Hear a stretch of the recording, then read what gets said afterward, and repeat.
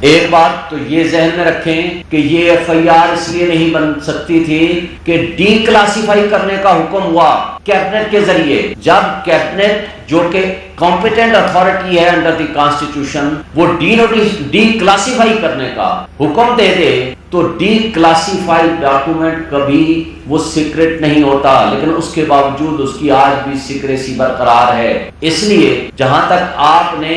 164 کی سٹیٹمنٹ کی بات کی ہے، قاضی فائز عیسیٰ صاحب کا کیس حدیبیہ پیپر مل پہ اور اسحاق ڈار کی سٹیٹمنٹ کے اوپر پڑھ لیں، اور یہ قانون کا تقاضا ہے کہ جب تک 164 کی سٹیٹمنٹ ریکارڈ کرنے والا شخص ملزم اور اس کے وکیل کی عدم موجودگی میں کرے گا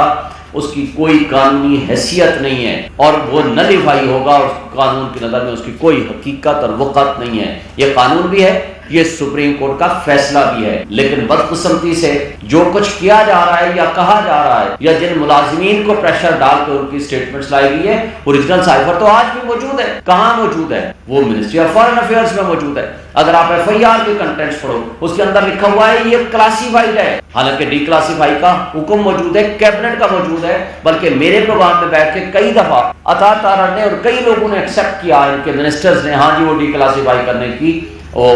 کیبنٹ نے آرڈر کر دیا تھا. تو اس لیے یہ کنٹینٹس ایف آئی آر ہی غلط ہے. اور دوسری بات یہ کہنا کہ وہ سائفر ہی گم ہو گیا، سائفر ٹیلی گرام گم ہو گیا، وہ آج تبدیل کر دیا، ہاں جی وہ تو فارن آفس میں موجود ہے. پھر جرم کون سا ہوا؟ پہلی بات تو یہ ہے کہ پی ٹی آئی اور چیئرمین پی ٹی آئی کی مقبولیت، آپ نے وہ جو سو کارڈ گیلپ رپورٹ آئی ہے، میں اس کو سو کارڈ اس لیے کہتا ہوں، میں بھی اس کو نہیں مانتا جس طرح کی وہ رپورٹس آئی ہیں، لیکن ہم چلیں for the time being minimum بھی ہم آپ کو کہیں پوری عوام کی 70% آبادی آج بھی وہ ایک ہی شخصیت کو پسند کرتی ہے، اس کے نظریات سے متفق ہے، وہ واحد شخص ہے عمران خان اور پی ٹی آئی. توشہ خانہ کے ذریعے آپ نے بولا، توشہ خانہ نے تو آپ سب کے پورٹ کھول دیے ہیں ماشاءاللہ. ہمارے خلاف تو الزام صرف یہ ہے نا کہ آپ نے وہ ڈیکلریشن پراپر نہیں ٹیکس اتھارٹیز کے پاس کر دی، لیکن آپ نے جو الیکشن کمیشن کے پاس وہ لفظ لکھنا تھا توشہ خانہ وہ نہیں. حالانکہ ٹیکس اتھارٹیز کے پاس آپ نے جو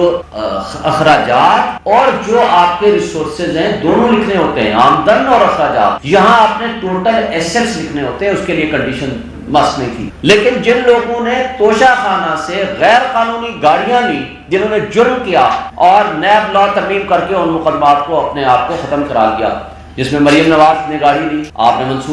منصور خان کے پروگرام آپ نے دیکھ لیا، وہ کہتی ہے اچھا یہ میں نے بھی لی تھی. اور آپ نے نواز شریف نے گاڑی لی جو کہ نہیں لے سکتے تھے انڈر دی لا. جس نے قانون کے مطابق کوئی بینیفٹ لیا، کوئی تحفہ لیا، پیسے جمع کرائے اور پھر اس کی پراپرٹی ہے اس کو بیچے، اپنے پاس رکھے، وہ کسی کو دے، وہ آگے گفٹ کرے، اس کو آپ نہیں پوچھ. لیکن جس شخص کو جو اتھارٹی نہیں ہے لینے کی، وہ ہیں گاڑیاں. آصف علی زرداری نے 3 گاڑیاں، یوسف گیلانی نے ایک نواز شریف نے لی، ایک مریم نواز نے لی جو آتھورائز ہی نہیں ہے، پبلک آفس ہولڈر ہی نہیں تھی، وہ لے ہی نہیں سکتی تھی، لیکن اس نے بھی لے لی. اس لیے کہ یہاں بدقسمتی سے میڈیا کو 10 ارب دے دیے گئے پچھلے 1.5 سال میں، 16 مہینے میں پوری رام کہانی چلتی رہی، توشہ خانہ توشہ خانہ توشہ خانہ. پتہ چلا کہ توشہ خانہ کے جو مجرم ہیں وہ تو سامنے وہ مدعی بن کے بیٹھ گئے، اور جس نے قانون کے اوپر عمل درآمد کیا وہ مجرم بن گیا، اور جس نے 27 گھڑیاں لی وہ جناب فرشتے ہیں اس ملک میں. اور جس شخص نے گھڑی لی اور اس کو یا جو بھی تحائف لیے اس کو قانون کے مطابق ڈکلیئر کیا وہ مجرم بن گئے. یہ ہے ہمارے ملک کا دوہرا معیار نظام انصاف کا اور قانون کا، جس کی وجہ سے آج ہم بھگت رہے ہیں. دیکھیں پہلی بات جو آپ نے اسد صاحب کے بارے میں، اسد عمر صاحب کے بارے میں کی، سب سے بڑی معذرت کے ساتھ جو جڑ ہے نا وہ آپ کی یہ پریس کلب ہے خرابی کا. یہ میں مذاق میں کہہ رہا ہوں، کہیں سیریس نہ سمجھ لینا. جو اس جہاں پریس کانفرنس کر کے گیا وہ فرشتہ بن گیا، صرف ڈرائی کلین نہیں ہوا، وہ فرشتہ بن گیا. اور جس نے پریس کانفرنس نہیں کی وہ فرشتہ بھی وہ شیطان بن گیا. یہ ہے یہاں کا نظام انصاف اور نظام قانون. تو اسد عمر صاحب کی ایک پریس کانفرنس کافی نہیں تھی، کیونکہ اب تو ہائی کورٹ کے 2 معزز جج صاحب نے، جسٹس میاں گل حسن اورنگزیب صاحب نے، جسٹس ارباب طاہر صاحب نے، وہ کہ لائٹر نوٹ پہ انہوں نے کہا ہم تو 5 10 دفعہ ضمانتیں آپ کو دے دیں گے، ریلیز بھی کر دیں گے، لیکن اصل آپ کی رہائی تب ممکن ہوگی جب جاؤ پریس کانفرنس کرو. یعنی پریس کلب ہی وہ واحد راستہ ہے اپنے آپ کو کلیئرنس دلانے کا اور ایکوٹل کرانے کا، اس لیے کہ نہ اس کے لیے جج کی ضرورت ہے، نہ گواہ کی ضرورت ہے، نہ قانون کی ضرورت ہے، نہ کسی اور سسٹم کی ضرورت ہے، اس لیے آپ کے پاس آ گئے۔ آپ نے جو بات کی، دیکھیں ہمارے ہاں پی ٹی آئی سب سے بڑی پولیٹیکل پارٹی ہے اس وقت، اس میں کوئی شک نہیں، ہمارا مخالف بھی اس بات کو مانتا ہے۔ اب تو شکر ہے کہ جو مخالفین ہیں، خواہ وہ ادارے ہیں یا وہ پولیٹیکل پارٹیز ہیں، انہوں نے خود جو سروے کیا ہے، جو وہ کہ اپنے آپ کو تو بہت 88% پہ لے گئے ہیں، چلیں ہم جو بھی باتیں ہیں وہ لگے، وہ بھی مانتے ہیں the only largest political party all over the Pakistan, even Sindh میں بھی ان کو زیادہ ووٹ ملے کہ جی ان کی جو ہے پاپولرٹی ایون پیپلز پارٹی سے انٹیریئر سندھ میں بھی زیادہ ہے۔ تو باقی کے پی کا تو آپ نے دیکھ لیا، پنجاب میں بھی دیکھ لی، لیکن وہ بھی یہ کہتے ہیں کہ سب سے بڑی پولیٹیکل پارٹی، اب سب سے بڑی جو پولیٹیکل پارٹی ہوتی ہے اس میں کروڑوں کی تعداد میں افراد ہوتے ہیں، اب ان میں ہر بندے کا اپنا ایک موقف ہوتا ہے اور ہر شخص کا ایک دوسرے کے ساتھ اختلاف بھی ہوتا ہے، پارٹیز میں بھی اختلاف ہوتا ہے اور ایک دوسرے کے ساتھ اپنے اپنے موقف بھی ہوتے ہیں، اور کسی کا اظہار کا طریقہ مہذب ہوتا ہے اور کسی کا اظہار کا طریقہ ذرا تھوڑا ڈفرنٹ سا ہوتا ہے، اور اس لیے کہ جو بھی اپنا موقف اظہار کرنا چاہتا ہے، وہ خواہ سوشل میڈیا ہو، خواہ وہ الیکٹرانک میڈیا ہو، وہ کر سکتا ہے، لیکن اگر وہ پارٹی کا ورکر ہے تو اس کو چاہیے کہ وہ پارٹی میں جا کر کے اپنا شکایت درج کرائے اور پارٹی کو فیصلہ کرنے، اور پارٹی نے ایک بات بتا، 5 ترجمان مقرر کیے ہیں، جس میں سے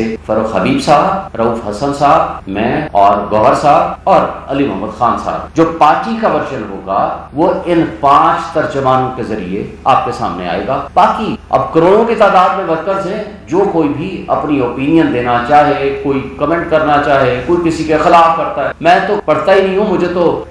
ظاہر ہے ہزاروں کی تعداد میں روز میرے خلاف بھی ہوتا ہوگا، کچھ میرے حق میں بھی لکھتے ہوں گے، تو ہم اگر اس کے پیچھے پڑ جائیں گے نا، یا ہم پارٹی بطور عمران خان سب سے موسٹ پاپولر لیڈر ہے، روز اس کے میرے خیال ہے ہزاروں تو نہیں لاکھوں میں اس کے حق میں بھی بیانات آتے ہیں، اس کے خلاف بھی آتے ہیں، خلاف آتے ہوں گے ہزاروں میں، حق میں آتے ہوں گے لاکھوں میں، اگر ہم ہر ایک کا جواب دینا شروع کریں گے تو میرا خیال ہے there will be no limit۔ دیکھیں پہلی بات تو یہ ہے کہ ہم سمجھتے ہیں، آپ کو اگر یاد ہو کچھ دوستوں کو، میں نے ایک بطور صدر اسلام آباد ہائی کورٹ بار ایسوسیشن ایک کنونشن رکھا تھا جس کا نام تھا برداشت معاشرے کی بقا اور عدم برداشت معاشرے کی تباہی ہے، یہ ٹائٹل تھا۔ بہت سارے دوستوں کو بلایا تھا، جس میں سے جرنلسٹ کی طرف سے میں نے حامد میر صاحب کو ریکویسٹ کی، میں نے کہا جی آپ آئیں، کیونکہ وہ بھی سفرر رہا ہے بہت ساری اپنی اس عدم برداشت کا، اور بہت سارے اور دوستوں کو، بڑے پولیٹیکل پارٹیز کو بھی بلایا تھا، فرحت اللہ بابر صاحب کو بھی میں نے بلایا تھا اور کئی لوگوں، اسد عمر کو بھی بلایا تھا۔ دیکھیں ہم اس پہ یقین رکھتے ہیں، میں نے پچھلے 2 سالوں میں آپ کے سامنے ہی ہے، ہزاروں کی تعداد میں، ہزاروں کا لفظ میں استعمال کر رہا ہوں، الیکٹرانک میڈیا میں ٹاک شوز کی، وہ پولیٹیکل بھی کیے ہیں، وہ میں نے پارٹی کے بیس پہ بھی کیے ہیں، بطور صدر اسلام آباد ہائی کورٹ بار ایسوسیشن کی طرف سے بھی کیے ہیں، اور میں نے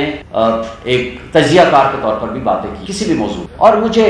مختلف ministers, party leaders, top lower senators, لوگوں سے رابطہ رہا، اور آپ کے بڑے تلخ گفتگو کرنے والے آپ کے اینکر سے بھی رابطہ رہا، اور میں نے آج تک نہیں کہا کہ یہ شخص بیٹھا ہوگا تو میں نہیں بیٹھوں گا، میرا آج تک سارے دوست جانتے ہیں، یہ نہیں کہا کہ یہ ہوگا تو میں نہیں بیٹھوں گا، اور یہ بھی نہیں کہا کہ میں اس پروگرام میں تو جاؤں گا، اس پروگرام میں نہیں جاؤں گا۔ ہاں یہ الگ بات ہے کہ میرے پاس ٹائم نہ ہو تو میں، لیکن ایک چیز پہ میں بلیو کرتا ہوں، آپ نے لوگوں کو ایک اگر اچھی بات نہیں بتا سکتے، جو کہ لاکھوں نہیں کروڑوں کی تعداد میں لوگ آپ کو دیکھ رہے ہوتے ہیں، پھر یہ آپ کے پروگرام یہ رجسٹرڈ ہیں، آپ کے پاس سیف ہیں، اسی طرح جیسے منکر نکیر جو ہے نا، آپ کی چیزیں لکھ رہے ہیں، آج آپ منکر نکیر بنے ہوئے ہیں، استغفر اللہ کوئی اسلامی غلط بات میرے سے نہ ہو جائے، میں صرف ایسے کہہ رہا ہوں، یعنی آج آپ کے پاس وہ چیز جو فرشتے تو لکھ رہے ہیں ہمارے سارے اعمال، لیکن آپ بھی رجسٹرڈ کر رہے ہیں ساتھ ساتھ جو آپ کے پاس آن ایئر ہم آتے ہیں، اور وہ جو رجسٹرڈ چیزیں ہیں ساری دنیا جب چاہے یوٹیوب میں جائے اور آپ کے پروگرام دیکھ لیں۔ کوشچن یہ ہے کہ ہم نے لوگوں کو سبق کیا سکھانا ہے؟ اگر ہمارے میں برداشت نہیں ہو، ہم پڑھے لکھے طبقے میں برداشت نہیں ہو، اگر ہم ایک دوسرے کے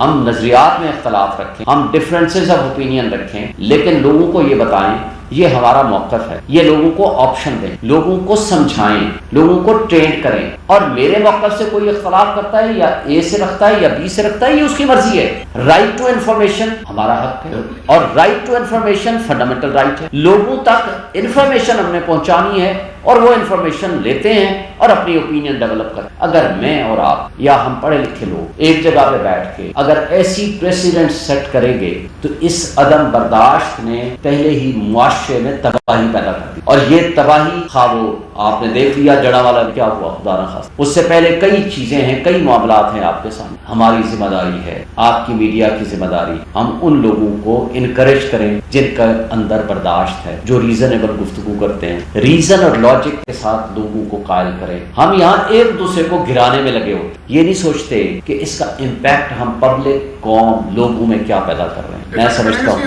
میں سمجھتا ہوں کہ یہ غلط روایت قائم کی ہمارے ساتھی نے بھی اور دوسری سائڈ سے بھی، یہ انتہائی غلط روایت تھی، اس کو ہم کسی صورت انکریج نہیں کریں گے۔ باقی پارٹی فیصلہ کرے گی کہ ان کی کیا رائے، ان تک یہ سچویشن پہنچ چکی ہے اور وہ پارٹی کی کور کمیٹی جو فیصلہ کرے گی ہم پارٹی کے پابند ہوں گے۔ لیکن یہ میری رائے ہے کہ ہم برداشت کے قائل ہیں، ہم تہذیب کے دائرے میں رہنے کے قائل ہیں۔ جو بد تہذیبی کرے گا، جو عدم برداشت کا رویے کا اظہار کرے گا، جو غلط گفتگو کرے گا، خواہ وہ کسی بھی پولیٹیکل پارٹی سے ہو، ہم اس کو سپورٹ نہیں کریں گے۔ نواز شریف صاحب کا مجھے تو ابھی تک یقین نہیں ہے کہ وہ آئیں گے۔ دوسری بات، ان کے پچھلے 1 مہینے 15 دن کے اندر اندر مختلف بیانیے آپ نے دیکھ لیے۔ جو ڈیلر ہوتا ہے، ڈیل کر کے جاتا ہے، ڈیل کر کے آتا ہے، پھر ڈیل کر کے جاتا ہے، پھر واپس آتا ہے، پھر ڈیل کر کے جاتا ہے اور پھر ڈیل کر کے واپس آنا ہے۔ ڈیلر کبھی لیڈر نہیں ہوتا۔ لیڈر ایک ہے اس وقت، وہ ہے عمران خان، جو کہ اس وقت جیل میں ہے، جس کا مرنا جینا اس ملک کے ساتھ ہے۔ لیکن ڈیلر صاحب جب آئیں گے ان کو قانون کا سامنا کرنا پڑے گا۔ قانون کی نظر میں جو سزا یافتہ مجرم ہے، سزا یافتہ اشتہاری مجرم ہے، اس کو ضمانت بھی نہیں ملا کرتی، کیونکہ ضمانت کا اس نے مس یوز کیا ہے۔ یہ ہے قانون کی بات۔ وہ جیل میں جائیں گے، اس کے علاوہ ان کا کوئی ٹھکانہ نہیں ہے، اور ضمانت بھی نہیں ہو سکتی یہ قانون کے مطابق، اس لیے کہ میجر پنشمنٹ ان کو ملی ہوئی ہے، اور اس کے ساتھ ساتھ انہوں نے مس یوز آف بیل کی ہے۔ اور وہ کون سے ڈاکٹر تھے جو یہ کہتے تھے پاکستان کی ہواؤں اور فضاؤں میں واپس جاؤ گے تو آپ بیمار ہو جاؤ گے، اگر پوری دنیا میں گھومتے رہو تو آپ بہت صحت مند